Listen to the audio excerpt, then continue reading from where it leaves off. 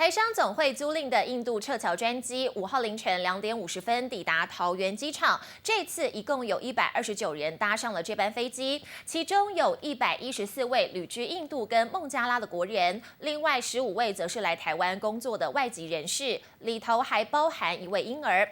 入境之后，有9个人填写健康声明书，表示有出现咳嗽的症状。最后，他们搭乘8台游览车前往指定的地点，集中检疫14天。 你那个牌子拿高。入境乘客拖着大包小包，每个人防护衣穿紧紧，清洁人员也跟在后头立即消毒。 滞留印度国人搭乘华航班机，4号晚间7点10分从德里国际机场起飞，最后提前将近2个小时，5号凌晨2点50分就抵达桃园机场。专机一共载回129人，其中114位是旅居印度与孟加拉的国人，另外15位则是来台工作的外籍人士。填写健康声明书时，9个人表示有咳嗽症状，检疫人员也立即替他们进行采检。最后129人分别搭乘8台检疫专车前往指定检疫所隔离14天。当然想要回来啊，因为封城啊。加8台飞机到德里，然后再转华航的班机回来。哦，那这样花很多钱哦。对，要差不多10万块。加拿大到德里花3个半小时。 回家之路一波三折，虽然口罩底下满是倦容，但是能回到台湾，心情还是相当不错。在孟加也等了大概1个月吧，回来当然很开心了。目前仍有国人滞留南亚，外交部表示将会继续设法协助国人返台。记者综合报道。 国内最近有不少确诊个案，都是经过了好几次的采检才确诊。像是磐石舰队的5名确诊官兵，是在解封出关前才2、3采确诊。而4号新增的境外移入个案，按437甚至是居家隔离期满了，经过4次的采检才得到阳性的结果。有医师就建议，现行针对居家隔离者有症状才采检的措施，应该要改成在解隔离之前都要全面采检，确认是阴性才能放行，避免引爆社区传染。医检师全副武装进到实验室，拿到检体后要先做前处理，接着把检体活化，做核酸萃取，进行一次核酸检测，最少要花4个小时。最麻烦的是，不少检体阴阳反复，可能因为采检时间、采检力道、采集部位、病毒量都会影响结果。这个要靠科技来解决了。你要提升你的检测的敏感度才可以，你要把抗体的检验加进来哦，就是你做 PCR 同时要做个抗体。 那这样也可以增加你的敏感度。这是磐石舰官兵在解隔离前为求保险做了2次采检，结果揪出4名感染者。第3次采检又找到1名无症状个案，而新增的案437从美国纽约返台的女子，也是14天隔离期满后4次采检才确诊。主要就是因为 PCR 核酸检测的准确度大约只有6到7成，无法100%找出所有感染者。国内医师因此建议，针对居家隔离跟居家检疫者，不要等到有症状才采检，应该要在解隔离 前1天一律全部采检阴性才放行。另外，对于个案的亲密接触者，更应该采检2次。像夫妻啊、男女朋友啊，其实我觉得可能可以列入考量做第2次，因为他们有可能是一个无症状，他在病毒量低的时候，你第1采可能做不出来。如果接触那天被感染2个礼拜之后，抗体就出来，解隔做起来抗体是阳性的，就不要解隔了，代表他是真的被感染。最好是核酸检测搭配抗体检测一起做。面对多变的新型冠状病毒，只能见招拆招。记者田黄明胜报道。 第2批湖北类包机4月20号载回231名国人，其中114人分配到新竹检疫所进行14天的隔离，在今天清晨6点半全数顺利出关。总共有5部游览车接送到指定的地点，让他们自行返家。而民众表示，检疫所人员都很用心，环境也很干净。现在解隔离，终于可以跟家人好好团圆。 要回家了。民众拖着大包小包，虽然戴着口罩，但是从笑弯的眼角依旧看得出来相当开心，因为时隔多日，他们终于可以回家了。在里面是很无聊啊，总共关了103天。啊？为什么？在武汉他们已经封了89天了，我们才出来的。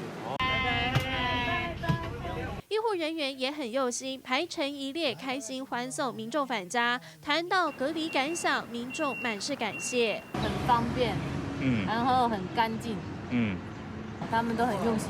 第二批类包机分2个梯次，分别在4月21、22号回到台湾。首梯在20号返台的包机一共231人，其中114人分配到新竹检疫所，如今隔离14天期满，回家要做的第一件事，每个人都不一样。抱一下我们，打扫。睡觉。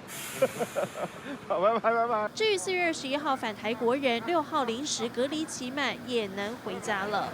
记者徐志前新竹报道。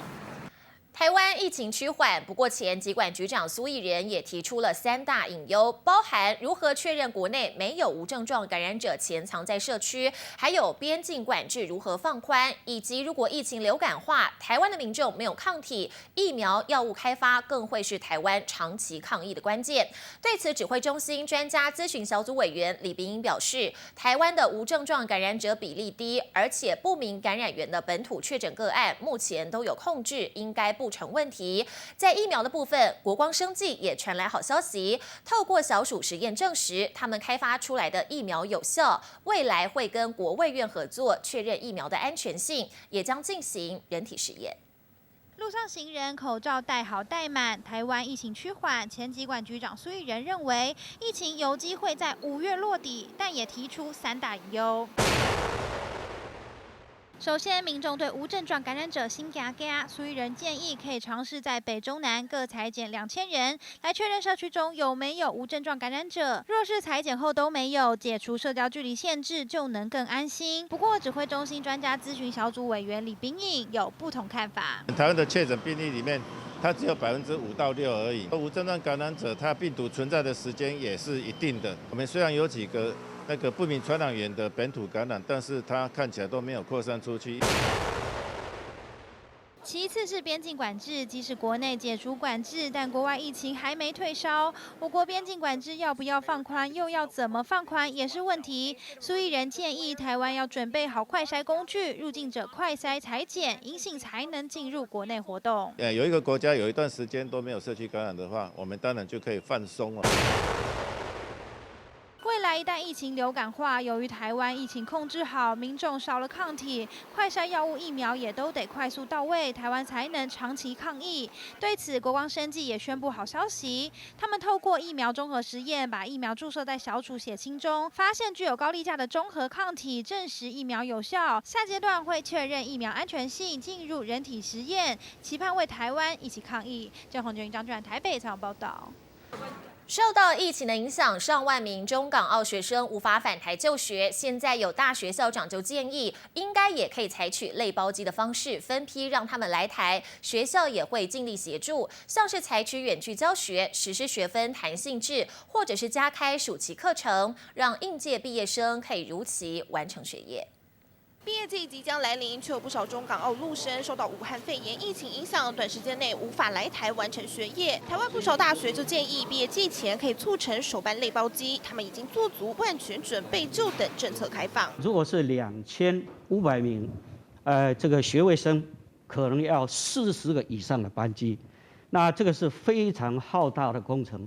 大概我想我们陈部长这一边，也许心里有数。来看看受到疫情影响没能返台就学的学生达2万人，中港澳生就占了1.5万，其中还有2400人是应届毕业生。如何让他们顺利毕业，恐怕是台湾学校的当务之急。其实早在4月9号，中国就宣布，除了已经在台湾念书的学生，往后陆生停止来台就学。教育部积极采取对策，除了远距教学之外，也实施学分弹性制，或是加开暑期课程。因为透过远距教学啊，他们没有办法获得很完整的面对面的督导，所以他们只交学分费，所以造成学校大概有30%学费的损失。以实践大学为例，学校收入也受到影响，少了244名中港澳生，光是学杂费损失高达1700万元，已经占整体学杂费的1%。学校做出应对措施，像是扩大招收日韩等境外生，配合新南向政策，并且增加暑期学校，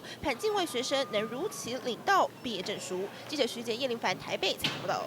行政院宣布扩大急难纾困，将发现近1万元给没有家保的工作者，像是举广告牌卖玉兰花、流动摊贩或是个人接案者等无劳保的工作者等等。消息一出，不少民众打电话或是直接杀到公所询问，但是有很多的细节公所都无法回答，让民众抱怨连连，甚至还发现要减负资料，大骂看得到却吃不到。另外像是要怎么来认定申请的民众真的是卖玉兰花，或者是在街头的举牌员，公所人员也是一团乱，只说详细的内容，开会之后才能确认。